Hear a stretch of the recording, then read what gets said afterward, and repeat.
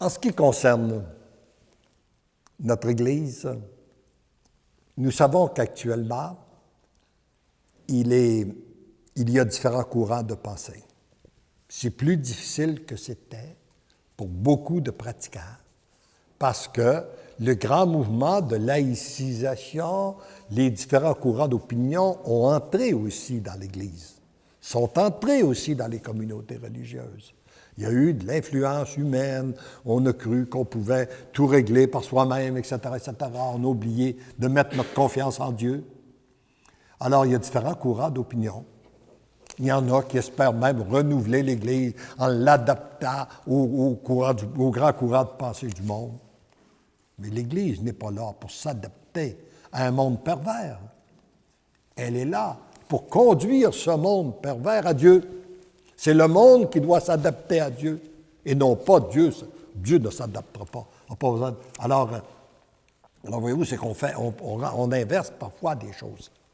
Mais il est important pour moi, voici comment j'ai classé les choses dans mon esprit. Ça peut peut-être vous aider. D'abord, lorsqu'il s'agit d'un prêtre, le sacrement qu'il me donne est valable. Il est prêtre.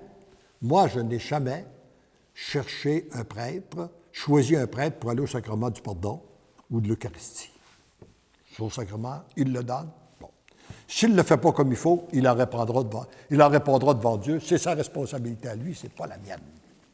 Moi, j'entends beaucoup de discussions, j'ai entendu beaucoup de discussions, surtout en Europe, sur de la façon dont on va célébrer l'Eucharistie, de la façon dont on va la distribuer et tout ça.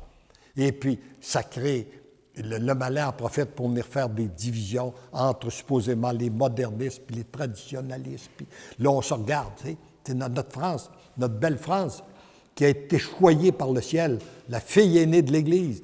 Il y a eu moi je dis, le ciel s'est manifesté à tous les coins de rue. On n'est pas capable de se tourner de bord sans qu'on vienne nous dire ici, il y a eu telle manifestation, il y a eu tel grand saint dirigé par Saint-Louis, le baptême de Clovis, et puis, etc., sauvé par Jeanne d'Arc. Et puis bon, il y en a partout.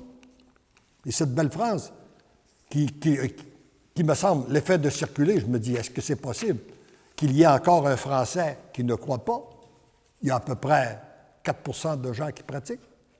À peu près comme nous. Nous, on n'est pas beaucoup mieux qu'eux.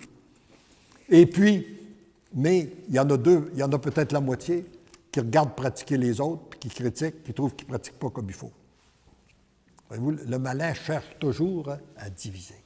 Alors moi, je dis, il y a une responsabilité qui appartient à l'Église. Tout ce qui regarde l'Eucharistie, ça appartient à l'Église. Moi, je la laisse entre les mains de l'Église. Puis je dis juste à vous autres. Puis si vous ne le faites pas comme il faut, bien, vous en répondrez devant le Seigneur. Moi, je me veux dans un esprit filial. À vous.